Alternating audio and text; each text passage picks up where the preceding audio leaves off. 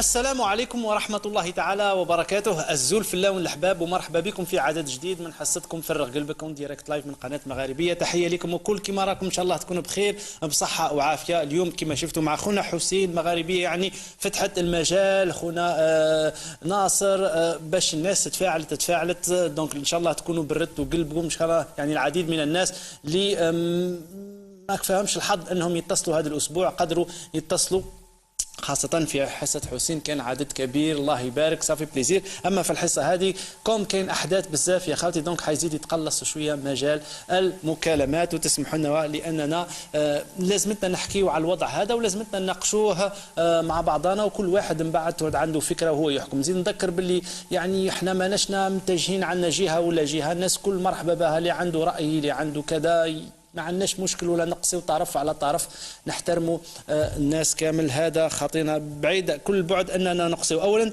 برك الاولى برك باسكو اخ يعني كاينه حاله مستعجله انسانيه لازم نمدوها نبلغوها سورتو اللي ساكنين لهنا يعني في اوروبا اون جينيرال ولا خارج الوطن يقدروا يعاونوها. مع الرقم الهاتف اعطيني هذه الرساله خويا المخرج من فضلك. اسمك؟ حدا كيفاش؟ حدا رئيس. حدا بن رئيس حموش. حموش راجل الحموش. حابة تروحي للبلاد؟ ايه. اليوم جيناكم بقضية في غاية الأهمية أناشد بها السلطات الجزائرية بخصوص ذي القلوب الرحيمة تنظر لقضية هذه السيدة حموش بن رئيس حدا بعين الاعتبار، حيث أن هذه الأم تعيش هنا في فرنسا منذ 5 سنوات، وهي فاقدة البصر وتريد العودة إلى أرض الوطن وتعيش مع أهلها ما تبقى من عمرها، وفقدت جميع وثائقها التي سرقت في هذه الغرفة في المستشفى، وهي تناشد السلطات الجزائرية أن تتدخل لترجيعها إلى الجزائر بلدها. هذه الأم تضع كل ثقتها في أبناء الجزائر. فوالا يا خالتي، يعني مرأة كبيرة حابة ترجع للجزائر باش تكمل يعني تكمل حياتها وما عندهاش لي مويان وكلش. والرقم راكم شفتوه ان شاء الله.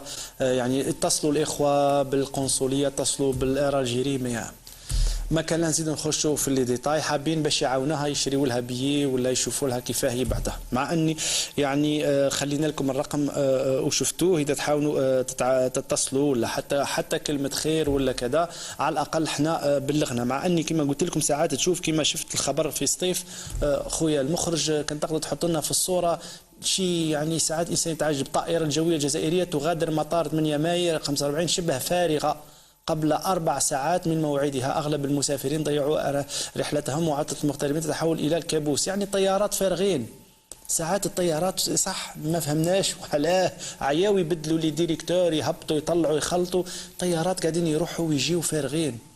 وللأسف كاين حالات كما هذه عديدة ما عندهمش حق البي، مساكن كبار ما عندهمش حتى عائلة لهنا مكفوفة ما تشوفش وكلش تحير. الحمد لله انه العديد من الاخوه اللي هما معظمهم ولا كلهم حركيين على كل حال يتلاقاو في الريبوبليك يديروا لي مارش يبدعوا يوصلوا لي تراكت وكلش ينشطوا، مش غير في الميدان يعني السياسي ولا حتى في الاجتماعي يحاولوا يعدلوا. ربي يوفقهم. هذه بركه حبيت نبلغها اليوم. ايضا طبعا حبيت نبلغ باللي الذكرى الثانيه تاع سي الاخضر بورقعه الاسد يا خالتي كنت شفاو عن بالي راكم كل متعلقين به، خلى بصمه يعني كبيرة جدا، رمز من رموز الحراك عليه نقولها، لأنه كان في وقت القايد كان شفاه وهدرها قالوا نعم أنت عبارة عن بوق من أبواق بوتفليقة جاي تكذب علينا وهدرها في مؤتمر صحفي أمام الناس وقالها للشعب الجزائري. السيد هذا قاعد حاب يركب الموجه وهدر يعني بكل راحته، ولكن الله عن بالكم الوقت هذاك كان البيت ينظم باش يعاود يطلع ورئيس واحد اخر جديد، وهو كان مشكله كبيره. فشفنا واش داروا له وصبر وبقى انسان سلمي ويدافع ديما على المبادئ السلميه يا خاوتي. ولكن الشيء اللي خديناه انه النظام الوقت هذاك اللي هو نفسه على كل حال شوفوا واش كان يقول عليه. تفضل خويا المخرج. المدعو الأخضر بورقعة هو في الأصل أحمد بورقعة، تقمص تقمص اسم أخيه الأخضر كان مجندا في صفوف الجيش الفرنسي في منطقة الألب الفرنسية بين سنتي 1954 و 1956 لذا إلى أرض الوطن في عطلة ويلتحق بالثورة التحريرية. أحمد بورقعة معروف بنضاله في صفوف بعض الأحزاب السياسية المعروفة بمواقفها المتذبذبة والمتغيرة خاصة في القضايا المصيرية للوطن، وهو من الأشخاص الذين حققوا بعض المكاسب الشخصية والمادية على حساب القضايا الوطنية الهامة والمصيرية. شفتوا أخوتي الإعلام تاعنا ويهضروها الصحفيين ببرودة القلب. السيد رماوه في الحبس وقالوا مش مجاهد أو يكذب، ودا مكاسب شخصية ضرب الصوارد بالكذب، روفوه مجاهد واصحابه كل حيين يشهدوا عليه هو وهو. إلى أي درجة يروحوا يا خاطر عاديك الإعلام تاع اليوم هذا نفسه ما تتعجبش كي يهود في الطريق ويجيب لك تبون والله زعيم وتبون. يا حسرة، أنتم درتوا فضايح أكثر من هذه. كون جيتوا تنقلوا الحقيقة ما كنتوش تهضروا هذا الكلام. اليوم كيف ينزلوا للشارع يقول صايمة لا تصدق. إذا شخص كما بورقعة كنتوا تقولوا عليه في التيلي، كنتوا تقولوا باللي راهو ماهوش مجاهد وراهو يتقمص شخصية وراهو يدي في الصوارد، شوهوها خاوتي. وكي تهضر معاكم هذا الأخ يقول لك أنا خاطئ، أنا جابوا لي ورقة قريتها. تسمى أنت تجيبوا لك أي ورقة تقراها ولو تقذف في أعراض الناس، وانت يا رئيس قسم التحرير يجيبوا لك اي امر طبقوا تعقبوا في التيلي امام الناس. ما تخافش ربي، ما تخافش يعني الاخلاق، ما تخافش يعني العائلات تاع هذا الشخص تشوف. وعلى فكره من بعد ما كنا ندخلوا في هدرناها بزاف، داروا يعني حصه وزادوا اعتذروا، قالوا والله احنا غلطنا بركه واعطونا معلومات غالطه. يا حسره على الاعلام. هذا باش نتذكروا ما ننساوش يا خوتي، باش هذا الاعلام كي ينزل ويجيب لنا فيديوهات تاع الناس تقول يحيى والقمه العربيه وقويه بارك الله فيكم. احنا نعرفوكم، احنا نعرفوكم الله غالب. خدام على الخبزه تقراوا الورقه وقال واش الله غالب. حتى بورقعه ما جاتكم حتى حشمه انكم شوهتوا صورته. ربي يرحمه على كل حال وربي يرحمهم الكل. طبعا البارح ايضا الصادق جالس توفى وتكلموا عليه خاوتنا، الله يرحمه مناضل معروف، ربي يرحمه ان شاء الله ويوسع عليه. الله يرحمهم الكل على كل حال. احنا نحاولوا نبينوا بركه ونذكروا وناخذوا العبر. شخص اخر يا خاوتي حضرت لكم عليه تانا، هو تانا الله يرحمه، شاب صغير من عزابه يا خاوتي، حكينا لكم عليه عندها بلك اسبوع هدرت هكاك. يعني كان تقدر تحط لي الصوره تاعو واخويا، خرجت اليوم في صفحه اخبار عزابه وفاه هذا الشاب، مات العشريني في عمره 20 سنه الذي احرق نفسه. قبل يومين شاب قام بالانتحار بالبنزين بحي ديار الزيتون. للأسف الشديد مشاكل وكان لا نعاودوا الحكاية يا خالتي، الله يرحمه ويوسع عليه، لأنه كي تحرق يعني بقات فيه الروح وتألم، داوه السبيطار ومن بعد توفى يا خالتي. الله يرحمه. هاكم تشوفوا شباب الجزائر بين الحراق والمحروق، بين الحراق واللي يحرق نفسه، ربي يرحمه وربي يوسع عليه. ونفس الحادثه صارت هذه المنطقه وهذه العزابه بعد صارت بها في مارس اللي فات باري يا خالتي. وجبنا لكم الفيديو وجبنا لكم حتى الفيديو المؤثر تاع الاب اللي راح يشوف ولده راح ينتحر وناض يبكي وغاضته، ونذكركم به باش لان الذكرى تنفع المؤمنين، بالك تنساو يا خالتي. تفضل خويا المخرج.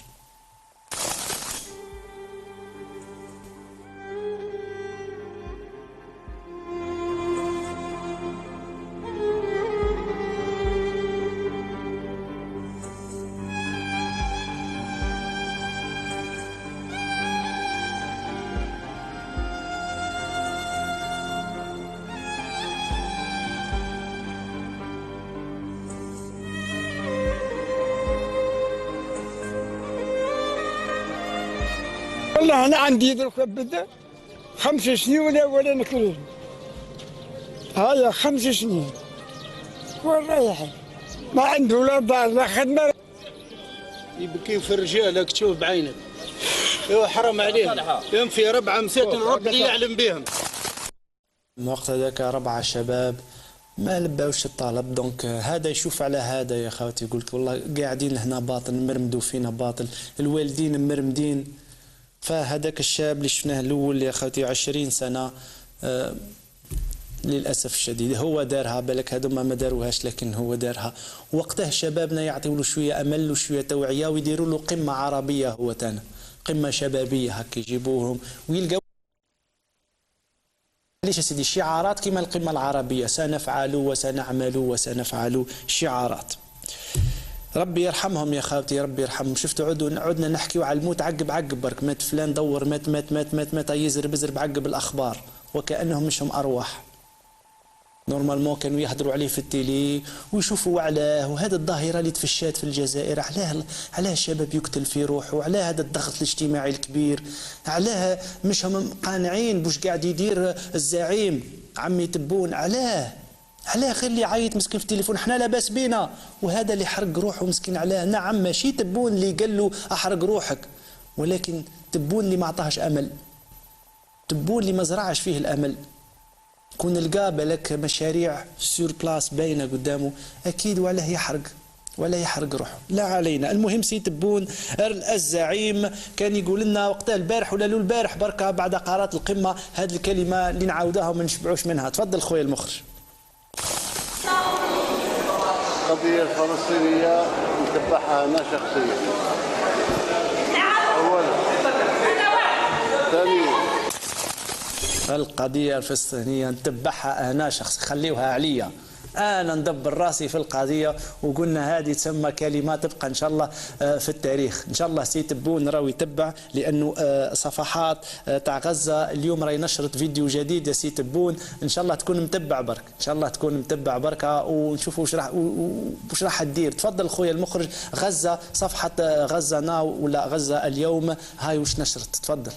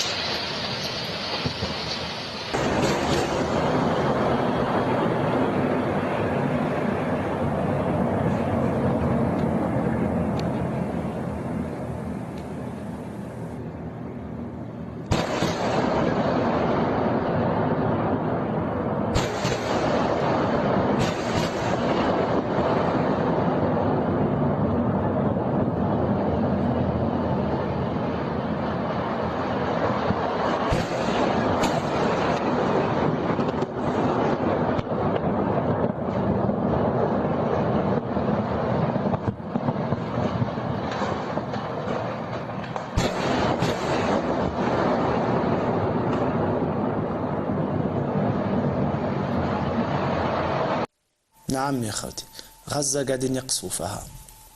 واش تبونها شو؟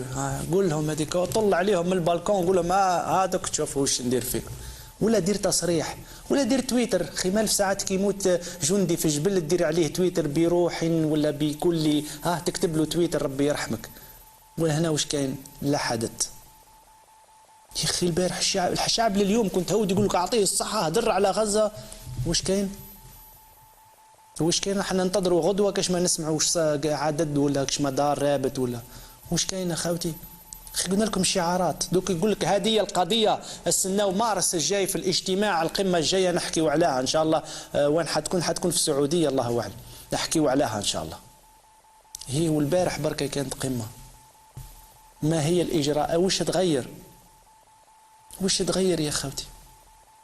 ميزابار الصوارد اللي راحت ولي كاميرا والتسرفيق وربحنا شويه سبيكتاكل وشعبويه والزعيم واش كاين يا خاوتي؟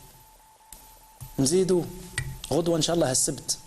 هم بعد غدوه في فلسطين عندهم تحدي كبير انهم ينظموا المؤتمر الفلسطيني الشعبي. وعليه تحدي كبير خاطرك نهار الثلاث نورمالمون نظموه نهار الثلاث كي كانت القمه وتبون يهدر والسلطه الفلسطينيه تهدر. كان مبروغرامي نهار الثلاث، فالسلطه الفلسطينيه منعت هذا التجمع وانيولته، وقالت ما كانش تجمع تاع فلسطينيين وما يديروش مؤتمر هذا سواء كان صحفي ولا نقاش ليحكي على يعني تحرير فلسطين. لا ما كانش. وعلاه ما كانش؟ انت مع شعبك ولا ضد شعبك؟ علاه واحد في القاعه ما قال له ولا تلغيه. المهم هما قرروا قال لك ما نديروه غدوه، يجيبوا لابوليس، يجيبوا لابوليس تاع فلسطين ماشي لابوليس تاع الكيان. لا قال لهم جيبوهم ديروا واش تحبوا، احنا غدوه نديروها. ونذكروا برك الاخوه اللي ما كانوش معنا البارح اللي يقول لك وش هي دي قضيه المؤتمر، ها وش قالوا يا خوتي نهار كانت القمه يعني في الجزائر بالثلاث، ها وش صرا. تفضل خويا المخرج. اليوم في اليوم الثاني للقمه وفي يوم البيان وفي يوم اعلان الجزائر عشرات من قطعان المستوطنين يقتحمون الاقصى، والسلطه الفلسطينيه ايضا مش مقصره الحقيقه. السلطه الفلسطينيه تمنع عقد المؤتمر الشعبي الفلسطيني 14 مليون. يعني معقول يا سلطة يا فلسطينية، انتم لو قادة شعب محتل تحت الاحتلال تقفون مع شعبكم وليس ضده. المؤتمر هذا المفروض يدعم لا أن يمنع، لا أدري أنا والله. من جهة ثانية منعت السلطة الفلسطينية عقد المؤتمر الشعبي الفلسطيني 14 مليون الذي يناقش إصلاح منظمة التحرير الفلسطينية في مرافق بلدية رام الله، وكذلك منع المؤتمر أو منع مؤتمر يناقش التضييقات في بلدية البيرة. شاطر السلطة الفلسطينية مشاركة في قمة الجزائر وتدعو لوقوف العرب معها، وهي أول من يقف ضد حقوق الشعب الفلسطيني وحراكه وخلاصه. أمر مستفز وغريب ومحبط أيضا والله. شفتوا أمر غريب، حتى احنا علينا غريب يا شيخ والله، حتى احنا حايرين كيف هذا تبون ينصر فلسطين والسيد اللي مقابله هو بعد اللي يقمع في شعبه، هو اللي يمنع فيهم للحرية. كواكو راح تقولي حتى تبون تسمى راهم في الهواء سوا، تسمى كي شغل احنا في بلادنا يسمح لك تعقد مؤتمرات ولا تجمعات ولا مسيرات، حتى انا كيف يعني احنا كي شغل يقول محمود عباس اني فاهمك والله، غير كما يقول المصري القلوب عند بعضها، تسمى احنا عم بالنا لكش مثلا يدوزوا فيها شعارات ومدنيه مش عسكريه ونولوا في حاله. هاو يا خوتي حال فلسطين اليوم يوم بعد خروج البيان، قصف الشعب مازال يمنع من التظاهر ويدير مؤتمرات. اما خلينا من الكيان هذاك مو استعمار باين كما الاستعمار الفرنسي باين، هاو يبعث في المستوطنين، هاو قاعد يستفز، هاو قاعد يدير نتنياهو، هاو طلع في الانتخابات ربي يستر. اليمين المتطرف تسمى الاكستريم دروات هاي رجعت. وش راح نديروا؟ وين هي الشباب اللي كانت تقول احنا معاك ظالمه او مظلومه؟ بالك واحد ما سمع لا بالقصف لا بالمؤتمر لا بالمستوطنين. طبعا حتى احنا يعني كما غزه شاعله، حتى احنا في الجزائر شاعله، الدنيا مقلبه، كراكاج كبير، احتفالات. بيان سور تحيه لخوتنا الحراش اللي قاعدين يحتفلوا، احنا ما نلوموا حتى واحد، ولكن باش تعرفوا باللي كل واحد يعوم في بحره. تفضل خويا مقطع نفرحوا مع خوتنا.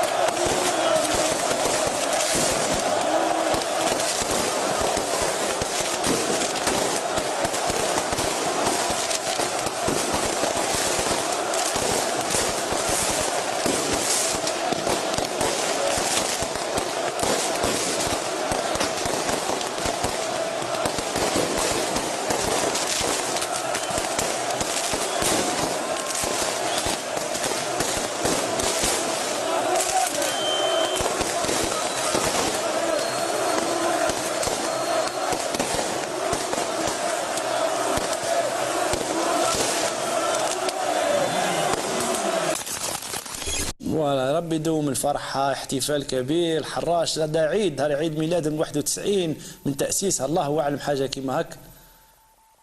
هذا فات كبيرة إن شاء الله. غنيوا لنا برك فلسطين الشهداء يا خاوة باش نبينوا اهتمامنا بالقضية. نعم يا خالتي، هذه هما برك، هذه كانت المقدمة، ما زالت شوية حنفتحوا شوية الهاتف نخليو الناس تتكلم. يبقى برك اللي أكدوا لي عليها، ترحموا على هذاك الشاب اللي توفى محروق في عزابة، ربي يرحمه، ونزيدوا نأكدوا على الشباب ما تديوش رواحكم لهذا التهلكة، ما تعاقبوش نفوسكم. يجي نهار ويفتح ربي، عم بالك الشعب وكل واحد لاتي فيه هم وتسمى، ولكن الرزق بيد ربي ان شاء الله. خويا المخرج اذا تفضلت وتكرمت علينا نبدا نستقبلوا شويه ممكن. عبد القادر السلام عليكم. السلام عليكم ولدي جماعة مبروك ان شاء الله. ان شاء الله ربي يتقبل.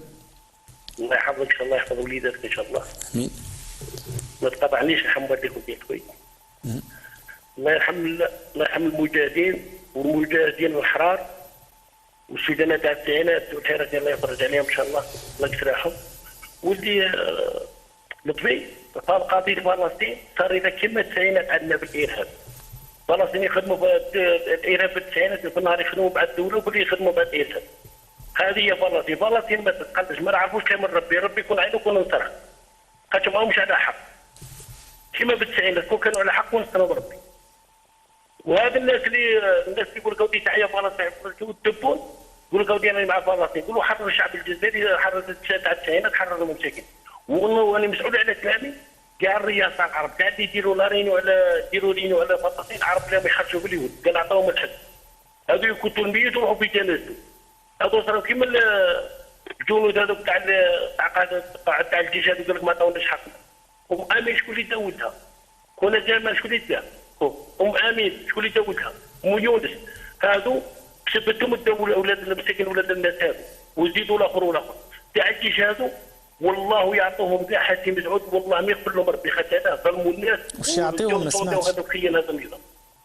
وباني نعطيك حاجه نقص يا خويا المخرج الحسن والافلان والبوريتاني وهذو ما سمعت على الجزائر مادام حاطين في الجزائر والله ما تشوف الخير. واللي يقول لك انا عايشين غايه عرف اللي يعطي الكازري عندها في الدار ولا يعاونك وديك.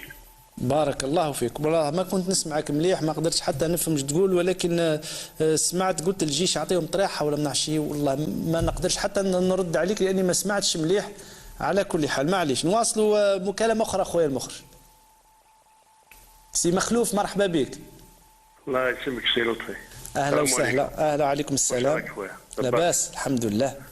والله يا اخو كي شفنا تبول في هذيك لاطيره تهضر مع لي جورناليست. شفت. هاك تسمع. نسمع فيك درك نسمع فيك. غير تقول تشفى لنا حسن طيرو في القصبه. صح صح. يقولوا انا مجاهد. تهبط ما تهبطش. ما نهبطش. قالوا ما نهبطش انا مجاهد. صح. حق ربي غير كي شفتو غير تفكرت حسن طيرو. ما تضحكش السيده واش سمعت على البارح هذيك صفيه ولا صارت وتقلق علينا. تفضل. الله يرحمه ويسع عليه. والله غير فكرنا في حسن طيرو. المهم كي ديروا هذيك ديروا حسن طيرو. صح. القمه العربيه هذا 31 قمه عربيه ولا كاش نهار نجحت واش من عام نجحت فيها. صح صح. واش من عام نجحت هاي فلسطين كاين هذوك اللي في التلفزيون البارح وحنا مع ما فلسطين ظلمه مظلمه. هاي ظلمه هاي هم بومبارداو كل كراجل في تعمر طياره وديهم عاونوهم. هاي نوض كل كراجل. راه كثر كاش ما غدوه علي بالحاج يخرج يندد ويزيد يدي. يهضروا كذا ما كان والو يا ودي يهضروا برك والله ما على بالهم كاع. خاص يخلصوهم قال له هضر هكذا وهكذا وجاو يهضروا. هذا ما كان. فهمت سي لطفي؟ صح. فهمتك يا سي مخلوف. فهمتك صح. حتى بكري كانوا كي تتضرب غزه ونخرجوا احنا من الليسيات الدنيا تتقلب. والله لا سمع فيك. ما مع غزه بصح معاها وبرك تما ما كان لا تخرجني نمشي في الطريق. قلت لك راه كثر كاش ما علي بالحاج غدوه يخرج في مسيره وحده كالعاده هز الورقه هذيك بالكلاكات يجيو لابوليس يهزوه يرميوه يمرمدوه مسكين وبرك. هلو سول اللي راح كاش ما يدير وقفه ولا كاش ما على غزه بين قوسين. تفضل اخويا المخرج. بشير من وهران. سي بشير السلام عليكم. السلام عليكم كيف صريت؟ اهلا وسهلا مرحبا بك. لطفي الرحم اللي ولا على المشاهد اللي مات الله اعلم البارح ونرحموا على بوقرعه. الله يرحمه. الله يرحمه ويرحم محمد جميع. وكاين واحد الملاحظه تاع اللي فاتوا قدامك الاخوه اللي فاتوا قدامك. كاين واحد قال كلام اللي ما يليقش بالرجوليه.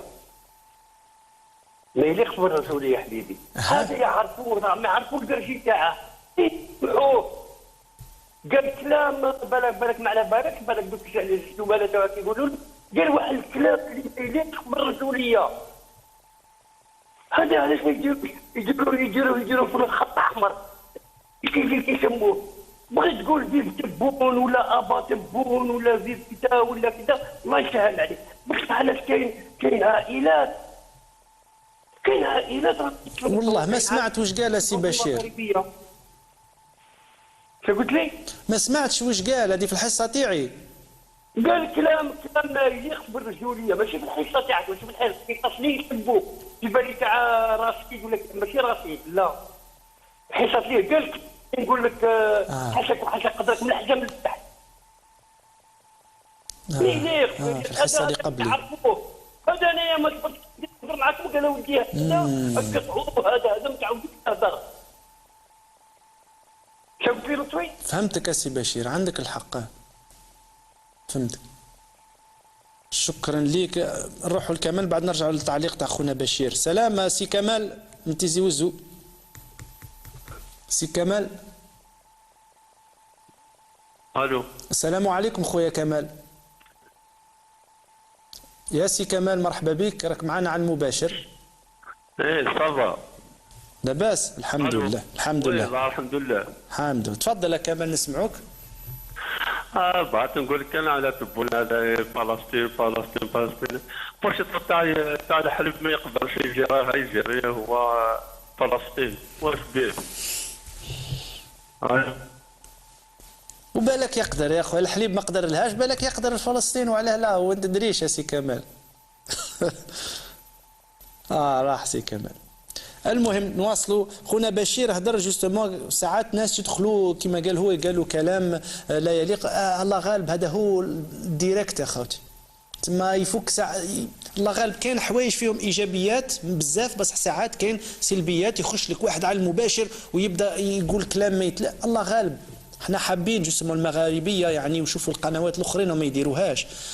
دات هذا لو ريسك تاع لو ديريكت باش تخلي الحريه في التعبير، الحريه الناس تعبر. ولو تشوفوا السنوات الاولى تاع المغاربيه ودرك وتسمعوا الناس، تلقاو الناس تطورت في التعبير. حتى واحد يعيط لنا مثلا وديبي يحصل وما يعرفش ويتخربطوا له الافكار، وبعديك يبدا بالعقل وبعديك يعود يعيط يعود مرتاح. شوفوا اللي مالفين يعيطوا ويتصلوا تلقاه يهدر بالمرتاح وفاهم السيستم.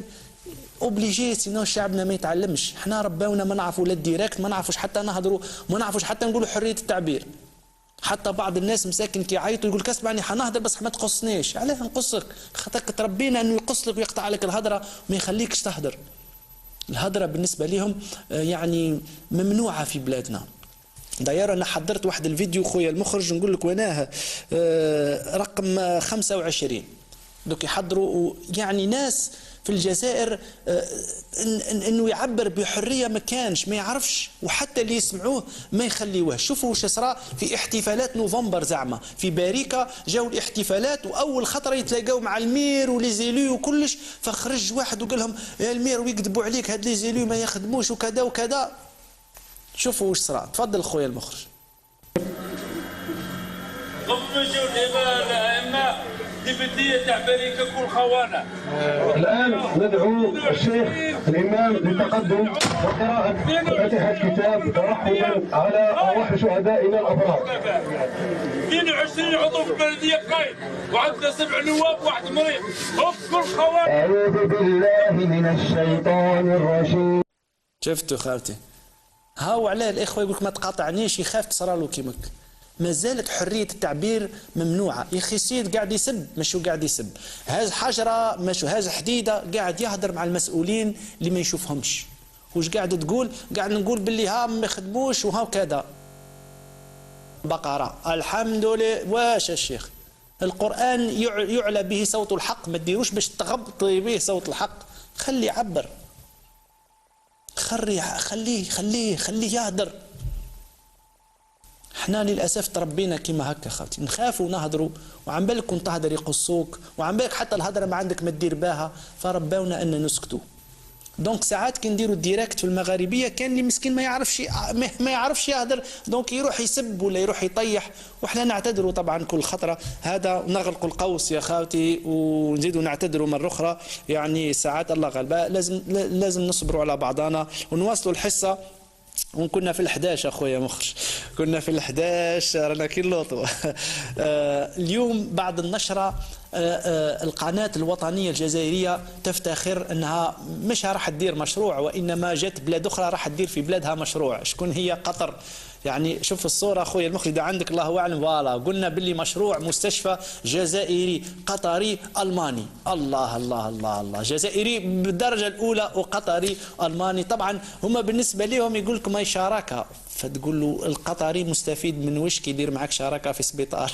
راح تعطيه العلم، راح تعطيه تكنولوجيا، او هو جاي بعد ما ربح منك والو، مش كشريك وجاي يبني لك الماتريال. اكيد لانه قطر ما تصنعش الماتريال الالماني، دونك حنجيبوا ماتريال المان كاش ما يساعدوهم في لي بري. ولكن انت واش راح تدير يا تبون؟ انت راح تجيب المرضى، هذا هو الشراكه تاعك، سمح تعمر السبيطار وهذا راح يبنيه لك وراح يجيبوا الماتريال من جهه الاخرى. فمعليش صدقه جاريه ان شاء الله تكون مكتوبه على الاجيال الكل. على كل حال النشرة اليوم وهضروا في النشرة وما من بعد النشرة روبورتاج سبيسيال على المشاريع اللي راح تديرها قطر في الجزائر. راك متصور؟ نورمالمون يقول لك مشاريع اللي راح تديرها الدولة تاعنا الجزائرية في الجزائر، لا حنديروا مشروع على الإنجازات القطرية إن شاء الله في الجزائر، من بينها بيان سور المشروع تاع المستشفى. الله غالب عدنا نطلبوا في الصدقة خوتي، مي معليش صدقة مقبولة، ناس طيبين نقبلوا منهم ماشي مشكل، نروحوا نسمعوا جزء من الروبورتاج باسكو المشروع جديد وقتها راح يديماري وكيف راح تديروا. تفضل. اللي راح يكون يقدم قيمة مضافة للمدينة الجديدة لسيدي عبد الله، وراح يقدم قيمة مضافة للعاصمة وللقطر الجزائري. المشروع بعدها سيكون مجمعا بل مدينة صحية وإضافة قوية للمنظومة الصحية للبلاد. وإن شاء الله هذا المشروع بيعزز من روابط الأخوة بين إضافة لمشاريع دولة قطر في الجزائر، إضافة إن شاء الله تكون مميزة. سيكون المستشفى ذات سعة 400 سرير ويحتوي على 20 قاعة عمليات مجهزة بأجود الأجهزة، وتضمن خدمات إكلينيكية وطبية وجراحية عالية الجودة. هذه الخدمات ستكون مضمونة بفرق عمل متجانسة وذات خبرات عالية. إذن هذا القطب الصحي سيتم من خلاله توفير أقطاب نشاطات داخلية ستمس صحة المرأة، صحة الطفل، صحة الرجل، صحة القلب وصحة المجتمع وعافيته. المستشفى الجزائري القطري الألماني مشروع صحي خدماتي عملاق يتوقع أن يكون نموذجا للاستثمار الناجح والاستراتيجي والشراكة الأجنبية المثالية. خلال 48 ساعة قمنا بتحيين دراسات وفقا للمعايير الدولية وبتوفير كل الموارد البشرية والمادية حتى نسمح بإنجاز المشروع في الوقت المحدد. قمنا بتسخير جميع الإمكانيات وعملنا 3 دورات، يعني 3 دورات 24 ساعة على 24 ساعة، وكانت هنا 8 ورشات. وظفنا 2 زيكيب 2 فوا 8، نبداو دو 8 جيسكا مينوي، وهذا لتسليم المشروع في الآجال. والمهمة تاعنا كانت هي تهيئة المساحات الخضراء. أعمال التهيئة مست جوانب عديدة على مستوى الوعاء العقاري الذي يمتد على مسافة 10 هكتارات. بابا 48 ساعة الأشغال ديمارات الكاميونات جات. خير إن شاء الله احنا مالفين تما كي يبداو مشروع يا من عاش تما براحتك، خليه يخدم تبون 3 سنين يعني ما حتى السبيطارات اللي بناها اللي زعمها في وهران قال لك كلها كارثة. واش هذا المشروع اللي انطلق خير إن شاء الله يا خوتي خير؟ واش صار؟ ها مشروع ماشي الحمد لله يا خوت. والله صافي بليزير، لانه لو كنت تحكي على السبيطارات تاع الجزائر تشفاو على الوزير واش كان يقول على السبيطار تاع العاصمه مصطفى باشا. اسمعوا نذكركم. تفضل خويا المخرج. نظن الزملاء راضيين والمرضى، ولكن باش نحلوا المشكل 100% يلزم كامل كل مستشفى يتريب وتعاود مستشفى اخر افقي. إلا هذه الطريقة، لأن المستشفى بافيونير غير صالح ومستشفى مصطفى باشا نذكركم، ومشكل كبير باش نسيروا المستشفيات هذو، لأن قسم جراحة هنا وقسم اختصاص آخر وقسم الهي حتى الأكل للمرضى، سيارة تدي الأكل والداحس اللي يجوا يزوروا وكلش. إن شاء الله في المستقبل المستشفى هذا كامل نربح المساحة ونديروه على الفلعلو وحسب المعايير كلها. شفتي راح من الاخر لازم نريب وكل شو يا ولدي، مش غير المستشفى هي كلها لازم تتريب وتعاد تتبنى افقي بالطول كي البومباردي هكي قالوا نبنيو بالطول، تريب كلش تريب كلش وتبنى في المعايير. منا قسم منا طوموبيل تعدي ويري مدي الماكله للمريض، اوبر ايت معدي كي مكه مدي الماكله للمريض وهو تابع للسبيطار. خالطك مزيه يجيو بعض الدول هكا ليعفوا شويه ونغيضوهم هكا من باب الرحمه والغيث والصدقه الجاريه هكا. قال واش يا جماعه والله يغطوني ندير لكم سبيطار بركه واسكتوا علينا لا تريبوا لا والو دوك ندير لكم ان طول. هل الجزائر مسكينه وصلت لهذا الشيء؟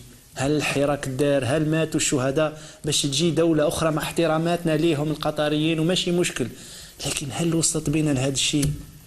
عاد الدولة بأكملها ثم تطلب روحوا ابني ولنا يرحم والديكم، والأشغال طير تمشي بسرعة غير يعني. أما هنا اللي راح يطير هو عقل هذا المسؤول به بشعبه مسكين. نسمعوه كي كان يزور السبيطارات كانت تفكروا وش كان يقول. تفضل خويا المخرج. عيني تشوف ما كان تعطيني على حتى واحد، ما تدفع على حتى واحد سوى عيني تشوف الحق. انا نعرفه، انا مسؤول القطاع، انا ما تدخلش روحك. سبحان الله، انا الوزير، انا مسؤول عن القطاع، انا نشوف عيني تشوف. هذا هبلوا الشعب، هبلوا المسؤول. هذا سي بون كي قرب الهبال راهم مسكين خرجوه وجابوا واحده اخرى او قال لهم دوك نبدا زيرو ونبدا كذا. وكون يكملوا هكا وزير ورا وزير وما نوصلوش، وكل وزير يجي يقول لك يا جماعه او لازم تريب كلش وتعاود. كيما كي تجيب الماصو في الدار هذاك يخزر ثم تتخلط له يقول لك ندبر عليك كسر كلش ونعاودوا زيرو خير، عاود جيب السلعه. هكاك احنا. ربي يوفق ان شاء الله. نزيدوا مكالمه واثنين ونواصلوا يا خوتي في سلسله الاحداث ونستبشروا خير بهذه الانجازات. المستشفى، المصنع تاع الفولاذ، اصطاد ان شاء الله. ربي يبارك في الصدقه الجاريه، واليد العليا خير من اليد السفلى. تفضل خويا المخرج. اهلا سي محمد، السلام عليكم. اهلا وسهلا سي لطفي، واش راك؟ واش راك سي محمد؟ ان شاء الله تكون بخير. لا باس، الله يبارك فيك، ربي يهنيك. الله يحفظك، مرحبا بك، تفضل راك مباشر. يا اخي العزيز، درك حبيت انا تفهمني حاجه واحده. ايه ان شاء الله. فهمني برك على الجزائر هذه واش خدمت لك، علاش تهضروا لنا غير على الجزائر؟ علاش؟ معليش اخويا دوك نهضروا على تايلاند ماشي مشكل. نو اسمح لي خويا، اسمح لي خويا العزيز من فضلك. بركا كي تهضر نهضروا على الجنس خلاف، ما نهضروش على العرب، نهضروا على اخويا العزيز. على شكون تحب نحكيو سي محمد؟ هي على الجزائر، فلسطين، ولا نهضروا على ايش تهضروا؟ نهضروا على فلسطين، نهضروا على الامريكان، نهضروا على الالمان، نهضروا على فرنسا. فرنسا حرقتنا، فرنسا قتلتنا، صح. فرنسا شويتنا، تعدت علينا، على ما تهضروش عليها؟ صح يا محمد، الله يحفظك. شكرا كي نصحتنا يا سي محمد. تقطعت. شكرا لك يا عمي محمد يقولوا على نهار كامل انتم تحكيوا غير على الجزائر ولا ما تحكيوش على بلدان اخرى. هذا راي خونا محمد ونرحبوا به ونشكروك سي محمد. احنا نفتحوا الابواب باش الناس تعبر، ما نديروش كي تاع باريك هذاك كي يهدر محمد يطلع له سوره البقره. مرحبا بك محمد، وهذه كانت ملاحظه جيده وشكرا لك. نزيدوا مكالمه اخرى. تفضل خويا المخرج. سي مسعود من البرج. اهلا سي مسعود. مرحبا بك، معك لطفي، راك على المباشر سي مسعود. اي نهضر على غالي، هذا كلش غالي والله، علينا كلش غالي. ولا ما كلش غالي والله. هم داروا قمه عربيه بالك سي مسعود يطيحوا شويه للحليب الحليب هذا، الحليب ما كانش ناقص والله، ما كانش. كاين الناس يعيطوا لنا قلنا الدعوه لا باس سي مسعود، كيفاه انت تشوفها مش لا باس؟ شويه ما كان لا باس والله، كلش غالي كلش. نعم الو. نعم سي مسعود. نعم. هذا غلا كلش غالي والله، الحليب او ناقص ما كانش والله، انا الحليب ما كانش. واللحم وين واصل سي مسعود؟ والله نديروا له شرب باش نديروا شكوره. السميد ناقص والله، السميد والله ما نتعبه. والسميد انا ناقص. لا السميد ما كانش. الو. نعم سي مسعود. والخدمه كاينه مسعود؟ الخدمة الناس هي تخدم، شبيبة تخدم. ناقصة ولا ناقصة شوية، ناقصة لكن ناقصة الخدمة. وش هي الحاجة اللي تمشي يا سي مسعود؟ الحاجة اللي قاعدة تمشي مالها؟ وش كان اللي يمشي؟ وش هي الحاجة اللي تفرح؟ كان والله كل شيء غالي. لا مثل لو ناقصة ما كانش شوية مكان. شكرا اخويا، شكرا يا عمي مسعود، الله يحفظك، ما نطولش عليك باش ما ناكلكش لي زونيتي. كيف قلت لكم يا خالتي الناس هي حابه تعبر بعديك ماشي، الله غالب حياتنا كامله البلاد دي ما خلتناش نعبروا، دونك ما نعرفوش. حاب نقول لك باللي وكان الغلا وكان مالاز كان صافي يقولها لك بطريقته. سي مسعود يقولها لنا نعم الحليب ما كانش، لازم لاشان ولازم السميد. قبله سي محمد الله اعلم قالنا وعلاه ما تحكيوش على فرنسا، واش نحكي ونقولوا السميد ما كانش، لاشان على الحليب. تفضل خالد من البرج انكور. ها خويا خالد السلام عليكم. السلام عليكم لطفي خويا. وعليكم السلام ورحمه الله، مرحبا بك سي خالد. الله يسلمك خويا لطفي. والله يا خويا لطفي انا ساعه نسمعوا بعض الناس هنايا كما يقول لك ناس بكري ياكل الغله ويسب المله. في الجزائر الحليب ما كاينش، رانا في بيا الحمد لله. تحيه الرئيس تاعنا، تحيه تبون، الحمد لله، تحيه العسكر تاعنا، رانا خدامين لاباس علينا. اللي مش خدام هذاك براكاسي هذيك البلاد ما تقبلوا. حنا رانا خدامين، رانا بيا والله، رانا في رحمه ربي الحمد لله. واش يولط في خويا انتم تخرجوا من الخارج تبداو تتعاطوا كما قال خويا محمد على الجزائر راهي ميور دوله في لافريك. راه سي تبون داير لنا واحد تمكن حتى دوله في افريقيا راهي دايره شوماج للشبيبه تاعها، للشبيبه كلها اللي ما تخدمش. للشبيبه اول دوله افريقيه يدير لها الرئيس تاعها شوماج هي الدوله الجزائريه. صح. وحنا رانا خدامين الحمد لله، كل شيء راه يمشي سامارش، كل شيء راه مريقل الحمد لله يا ربي. رانا بسكانين، انا في عمري 36 سنه، راه عندي سكنتي نستفيد من الدوله تاعي، راني الحمد لله يا ربي. الحمد لله. اللي مستفايد اللي مش مستفايد يصبر برك سي خالد. كيفاش؟ اللي مش مستفايد كيفك يصبر، نقولوا له بالعقل يعني ان شاء الله تجي. اي بالعقل وما نروحوش غير الحاجه السلبيه، روح بالعقل وروح للدوله تاعك بشوي وما تروحش تحرق روحك ولا تروح تحرق في البحر ولا هذاك. اصبر هنايا وكاين اجراءات قانونيه ولا اداريه تاخذها وروح بالعقل وخلاص. ماشي زعما ما تكفرش بربي، روح بالعقل برك. صح الله يبارك. والله خويا الفين. الله يبارك فيك سي خالد، الله يبارك فيك. كلام خالد منطقي. نعم يقول لك باللي يصبروا شويه بالعقل. بون هو الحمد لله من الناس اللي استفادوا كذا الحمد لله ربي يزيدوا. الاخرين يقول لهم اصبروا ما تقنطوش من رحمه ربي. قلت انا احنا درنا واش درنا يا ربي؟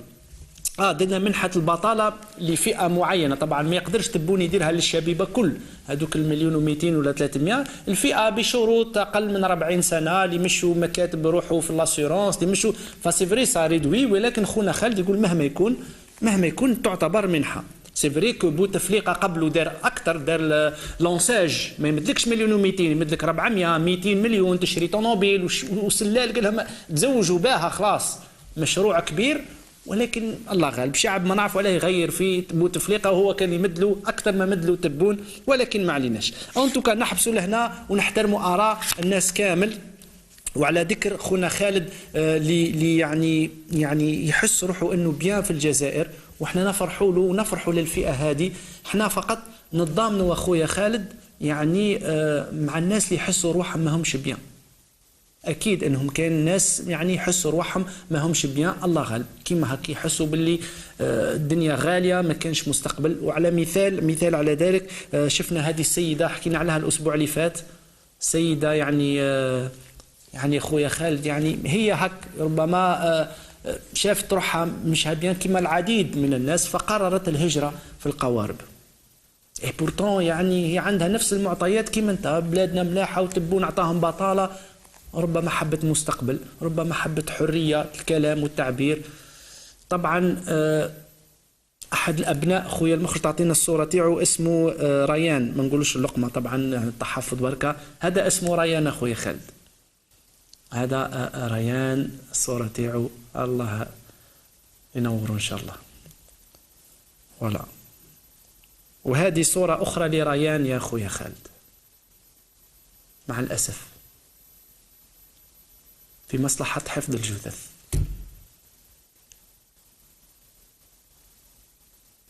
مع الأسف يا خالتي صورة صادمة.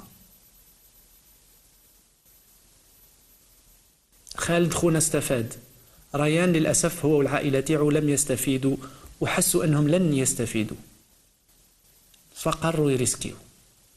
طبعا خاطي تبوني يوصلهم لهذا الشيء ولا قال لهم أكيد.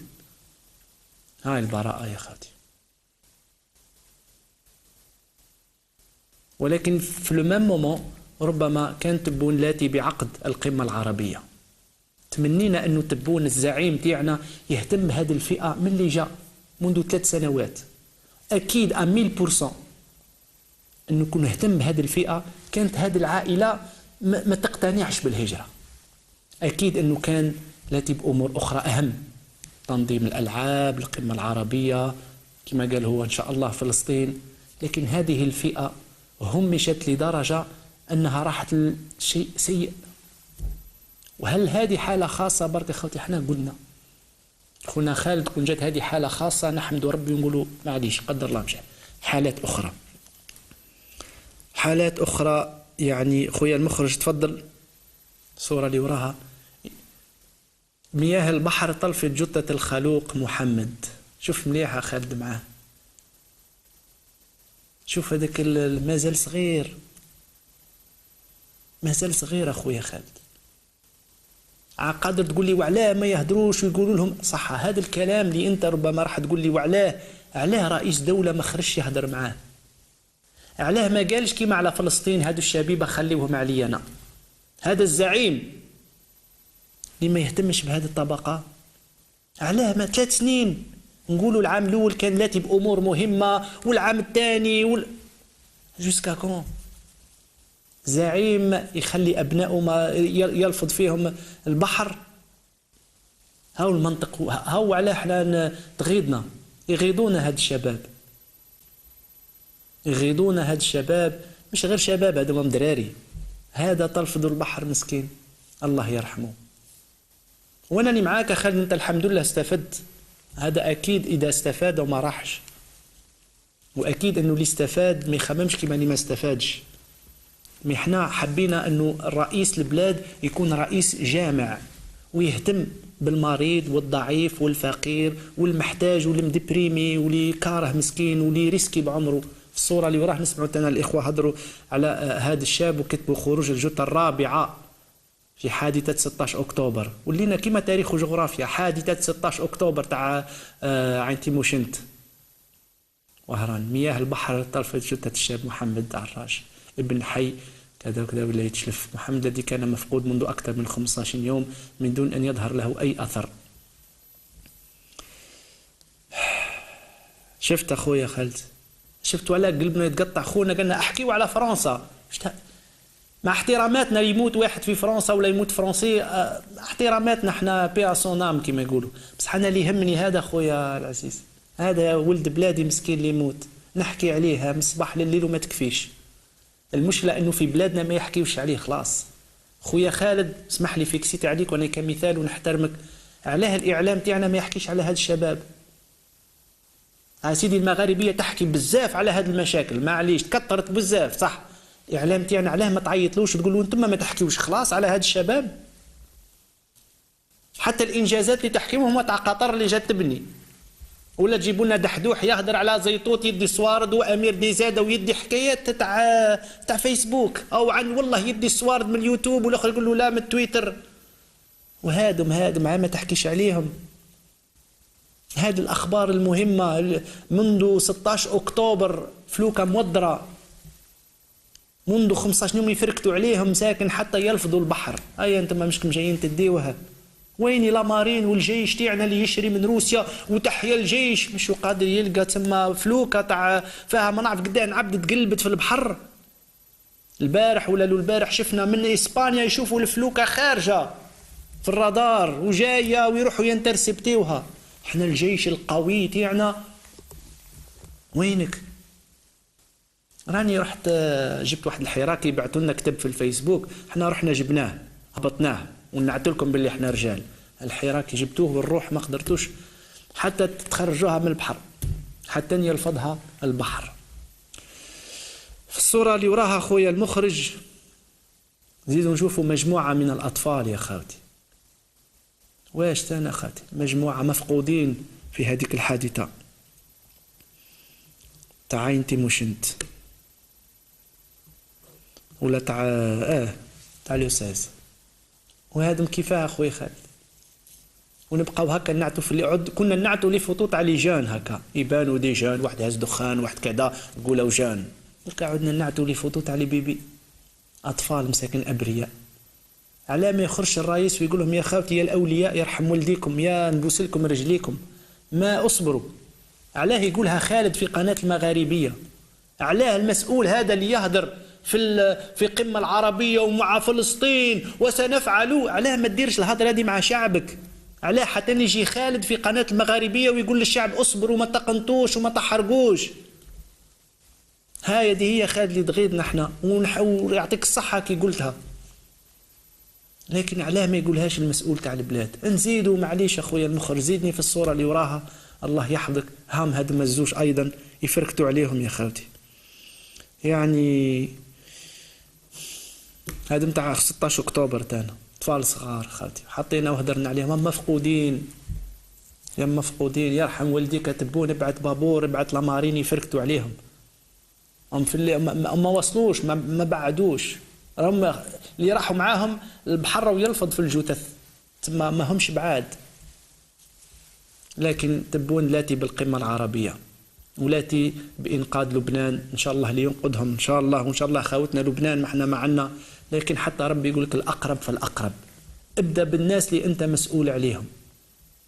كفيت خونا خالد الحمد لله، هادم راهم ضايعين ضياع كبير، ما تقدرش نص تعطيه ونص راهو في الموت، إكيليبري.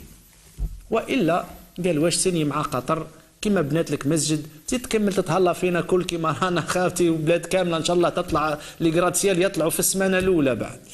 ربي يرحمهم وربي يوسع عليهم وربي يمد لاهلهم ان شاء الله اخبار تفرحهم في اقرب وقت، ربي يكون معاهم ونواصلوا الحصه يا خاوتي ونتوكلوا على ربي. عم بالي ان بو تريست مي الله غالب، سي لا رياليتي والاخبار اللي ما تسمعوهمش في القنوات الاخرى.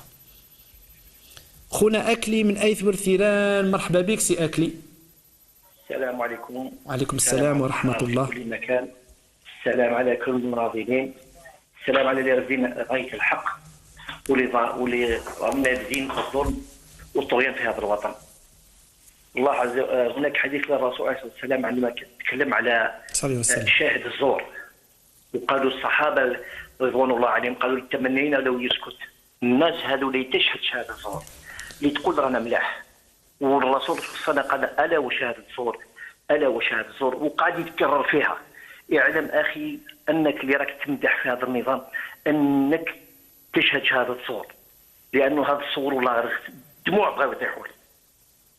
اعلم جيدا اللي راك تناضل من اجل ايقاف صوت الحق وراك تجري مور الناس اللي يحاولوا يبنيوا هذا الوطن، اعلم جيدا بانك مع اصحاب الثور. ثانيا نقول لك حاجه كما تقولوا على بان الوطن تاعنا، روح شوف الحكام تاعنا كاع الوزراء تاعنا وراهم عايشين.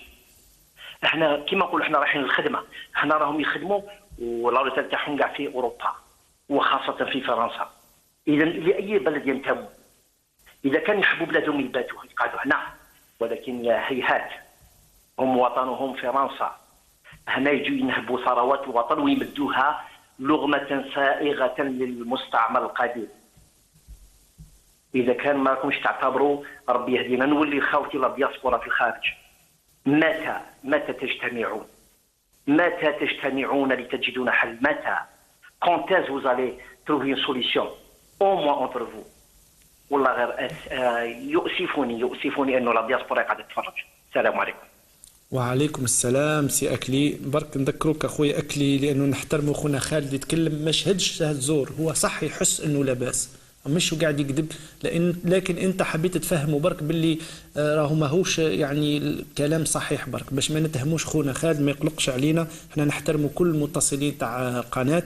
برك أخويا عمالي أنت ناس ملاح أخويا أكلي وهو تانا ناس ملاح، يفو يطابلير لو كونتاكت انتر لي زالجيريان ونعرفوا نمبلوي لي بون تيرم. وشكرا لك الله يحفظك. نزيدوا عبد الله من مسطا. اهلا سي عبد الله.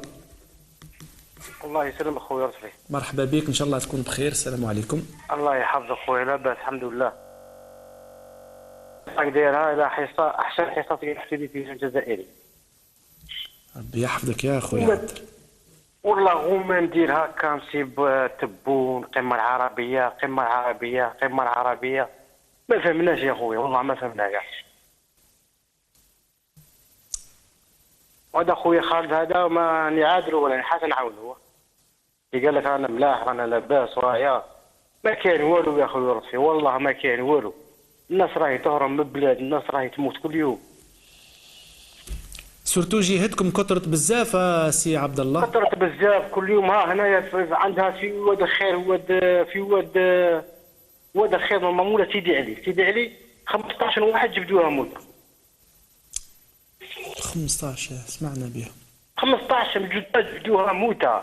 وما يخلوكش تشوف، ما يخلوكش تشوف بعينك واش كاين واش ما كاش، ولا تبى التليفون تصور ولا ما كاش.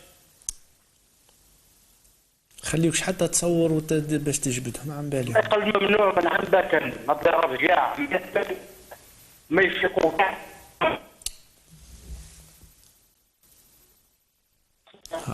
قطعت بالك، قطعت معليش. قبل ما نشوفوا مكالمة أخرى، يعني خويا المخرج دوك يزيد يفوتني مكالمة أخرى. هذه المنطقة تقاست بزاف يا خوتي. في السبيطار نسيت اسمه تاع هذه الجهة، بعد كاينين الجثث تاع الشباب وتاع النساء مع يستناو في الأهل تاعهم يجيو يدونتيفيوهم. وكاين جثث للأسف يا خوتي. حكى لي واحد الأخ قال لك الله غالب مع الماء وديك تنفخوا الناس ما عرفوهمش، ما عم بالوش. تخيل واحد ما يعرفش هذا خوه ولا لا. حذار يا خوتي، يموت وريسك كبير. لازم تيست ديان ولا لازم. وكان قال لك كيما قال لك خونا ما يخليوهمش ساعات يصوروا، صح يعني ما تقدرش. احنا ما من الصور ساعات يبعثوا لي فيهم الوجه ما نقدرش نعاد الوجه. مام المرأة هذيك بعث لي أخ الله يحفظه أبو بكر ربي يحفظه، يعني والعديد من الإخوة بعثوا لي المرأة هذيك لقاوها في البحر تاع الحجاب مصورة في الماء هي ولدها. ما تقدرش تفوتها. هذه السيدة الله يرحمها مسكين، ما تقدرش تفوتها. معليش خويا المخرج تفضل. جمال من بومرداس. أهلا سي جمال. اهلا بك، واش راك لاباس بخير؟ الله يحفظك يا سي جمال، شكرا كي اتصلت بنا. يسلمك ان شاء الله. لما البلاد ما فيها والو، ما يخص كل حاجه ما تسعى مليح، باقي ستير وخلاص. ما تحسش باللي تبون يبذل في مجهودات سي جمال باش يحرك الحاله؟ مجهودات يا راجل، الحديد ما كاش، السكر ما كاش، الزيت ما كاش، البلاد كاع الخدامين ما كاش. ربي باقي ستير وخلاص، فهمت؟ ربي يستر. امين امين يا رب العالمين. شكرا لك. نواصلوا على كل حال يا خالتي. فوق هذا كل، فوق هذا يعني المظالم الكل يا خالتي، حتى انسان يجي يعبر برك كيما خونا درك، وعلاه ما كانش وعلاه ما نجي نعبر برك تزيد تخنقني ما تخلينيش نهضر، حتى ولو بطريقه سلميه ومحترمه. ما كانش خلاص ممنوع. حكيت لكم البارحه واحد الصوره، داير نعطي لكم واحد لو جون. ها هو برك، هذا اسمه ان جون بن ساسي سهيل. سي ان جون يسكن في الجنوب. ان جون خالتي، هاك تعرفوا مشاكل الجنوب، راهم ساكن يعني عايشين واحد الميزيريه ما نحكي لكمش. انت كي عدت العاصمه يشكي لك من الحليب، عارف باللي هذا ويشكي لك من مش غير من الحليب. تما كي العاصمه يشكي لك من السميد، تما مسكين هذا وقتها الاهل تاعو وقتها هذوما اهل الجنوب يوصل لهم السميد. هو ثقف ويحسب مازالوا يمنوا انه السلطه هذه مثقفه. في واحد الماتش خويا المخرج يحط لافته، شتاها هذيك اللافته؟ العدل هو المصالحه وطنيه جديده لكن مع الجنوب، مصالحه وطنيه مع خاوتكم في الجنوب. يكتب في الصفحه تاعو: حتى ان تم اعتقالي جوه للدار بشكل اختطاف من جهه تدعي انها جهه امنيه. قالوا له احنا حكومه كما تاعنا الكود، لا ينعت لك ورقه لا والو، غير معرفه، ما حكومه ما تعرفش، بوليسيه جدرميه عسكر ما عملش، والتحقيق معي وتعريتي عراوه وسحلي وإهانتي بكل الطرق والوسائل، وشتمي شتم عائلتي وعرضي والجنوب كذلك لمجرد فكرة. كتب في الصفحه تاعو يا خاوتي بعد ما خرج انه تعداو عليه، سبوه وجاو اعتقلوه من الدار. ففي الصوره اللي جايه يعني الزملاء تاعو اصحابه كتبوا بليس دو ديتاي. بسبب هذه اللافته رفعت في مباراه شباب بني ثور والرويسات. اتصلت جهه امنيه عرفت نفسها بانها امن داخلي بالصديق هذا بن ساسي سهيل، ودعته لتحقيق روتيني ارواح برك.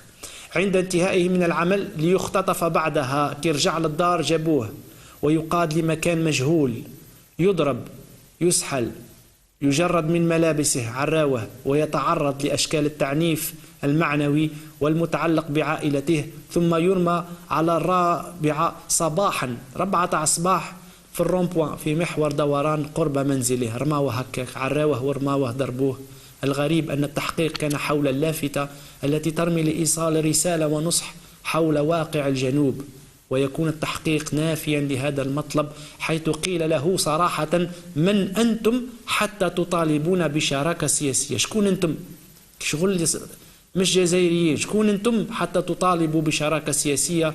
والكثير من الأمور التي يندى لها الجبين ليؤرخ هذا الفعل لممارسة تسعينية كما في التسعينات، استئصالية عنصرية بامتياز، سيؤرخ لهذه الحادثة لما بعدها. عراوها يا خالتي وضربوها وتعدوا عليه وسبوها ورماوه على 4 الصباح طيشوه في الرومبوان. وش من جهة أمنية ما عم بلناش أمن داخلي وبرك أمن تاع الداخل. وقالوا له أنتم ديروا كيفنا احنا، أنتم تاع الجنوب، تسمى دي راسيست بمعنى الكلمة. ويرمى هكاك يا خالتي. صح يا سيدي، هذا حدث الأول.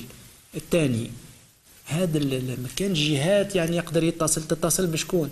يروح يشكي لشكون؟ الجدرمية للعام، هم بالك هما اللي جاوك. تروح تشكي للناس اللي ضربوك تقول لهم وعلاه ضربتوني وعريتوني وعلاه كذا. يحمد ربي انه حي. ممارسات بالك في التسعينات، تفكرنا في التسعينات. هذا مشكل ثاني. مشكل ثالث خويا خالد، التبون زعيم اللي دار الإعلام تاع تبون والجزائر الجديدة، هل سمعتوا به يا خالتي؟ هل هذا الشاب سمعتوا به؟ أو هو يشهد في الصفحة تاعو؟ روح قول له وقت تكذب. وعلاه خاطرك من الجنوب؟ خونا قلنا وعلاه تحكيو غير على الجزائر، وكما نحكيوش حنا على هذا شكون يحكي عليه؟ فرنسا حتحكي عليه. كنت تحكي فرنسا تقول له التدخل أجنبي، بلادك ما تحكيش عليه، أبقى غير المغاربية. وعلاه ما نحكيوش عليه خاطرك من الجنوب؟ ما نحكيوش على الحراق، ما نحكيوش تاع الزابة اللي انتحر، ما نحكيوش على ما تاع الجنوب. عاشكون نحكيو؟ احكيو لنا على فرنسا. وينو الزعيم؟ وينو زعيم البلاد اللي تقول لي بلادنا رئيسنا زعيم وشعبه يتبرمد كيما هك، ولا كي عاد من الجنوب ما يهمش.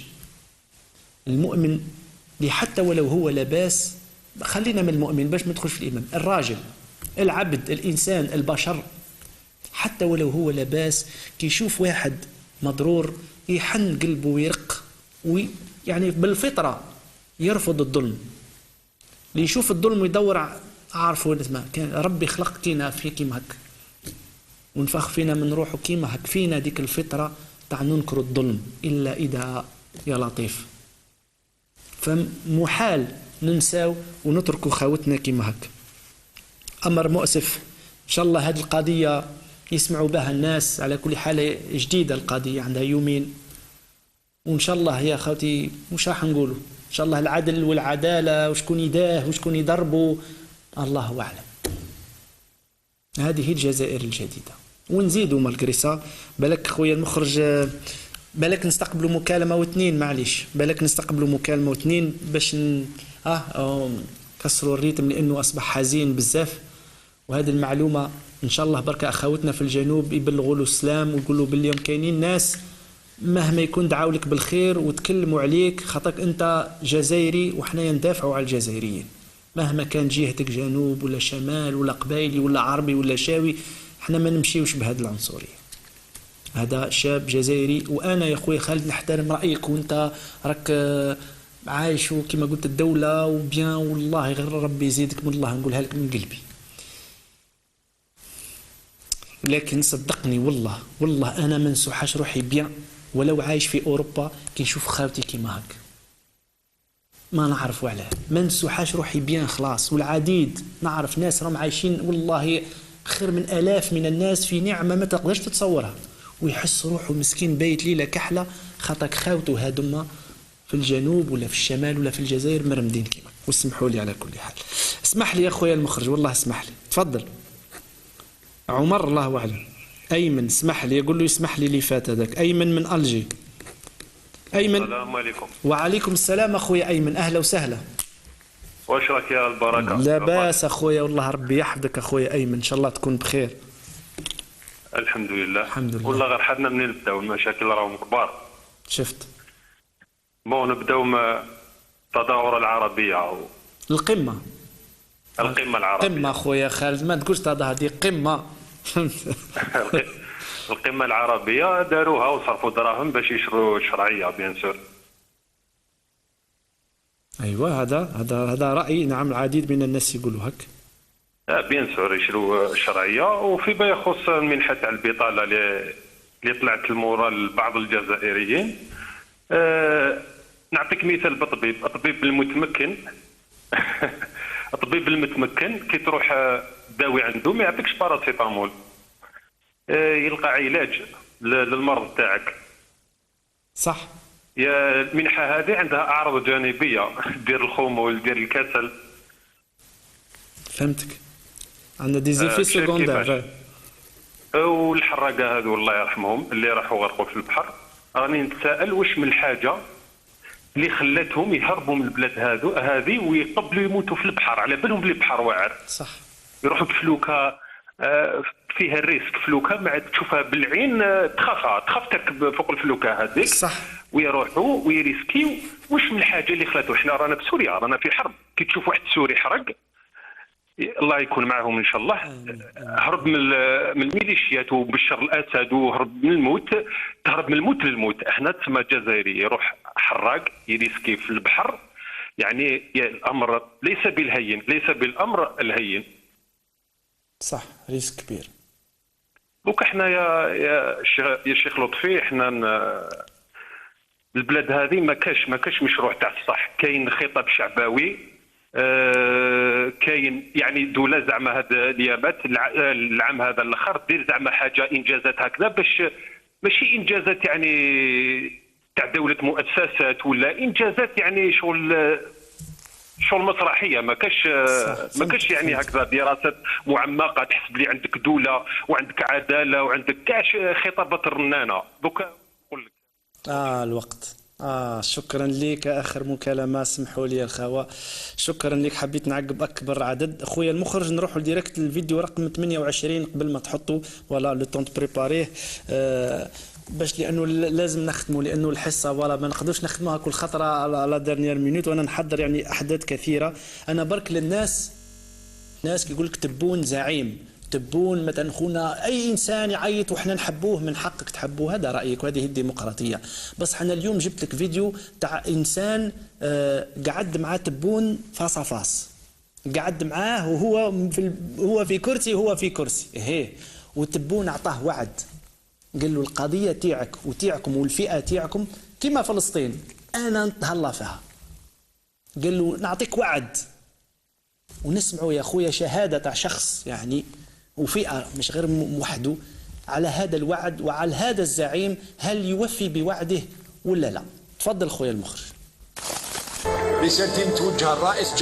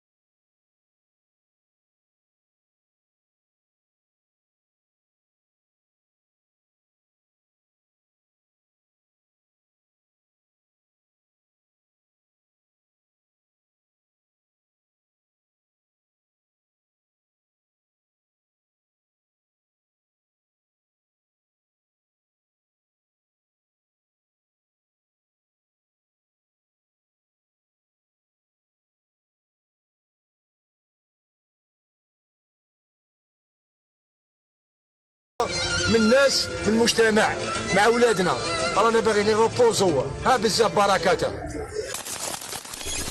شفت اخويا الزعيم اللي يمد الكلمه للرجال ويخدم بهم ويقولوا له خدمت بينا بصحتك خدمت بينا. نعم يا خالتي، أنا جبت لكم شهاده تاع شخص ماشي يعرفوا من البعيد، فاس فاس كما يقول القاوري ليزيو دون ليزيو. قال له انا مشكله تاعكم اليوم مش يقولوا اخوتي، وباحترام يقولوها ما يسبوا لا والو. وهذا اذا لا تعتبر واذا ما تاخذش كلام تاعو وتقول مش وطني، ثم هذا من حقك. وموضوعهم اخر، يعني ماناش في لو سوجي تاع متقاعدي الجيش وكذا والعشريه. احنا موضوعنا هو الشخص اللي يمد كلمه الشخص يقول له كي نولي مسؤول ها واش ندير الملف تاعك. هذا هو قضيتنا احنا. وفي الاخير يشهد هذاك الشخص باللي فلان ما عندوش كلمه، باللي فلان ما وفاش بالكلمه، باللي فلان زاد مرمدنا، وباللي فلان كلحنا وخدم بينا. هذا ملخص في المعنى، لي ديتاي خلينا منهم. وهذه كانت الحصه يا خالتي، ان شاء الله نكونوا على الاقل استفدنا، مع اني ما عقبش ناس بزاف تتكلم، بالك غدوه نخلفوها ونفتحوا المجال. شكرا لكم على المتابعه، ربي ان شاء الله الناس اللي اولادهم حراقه يفتح عليهم ويعطيهم خبر يفرح، وربي يرحم اللي ماتوا. شكرا لكم والسلام عليكم ورحمه الله تعالى وبركاته.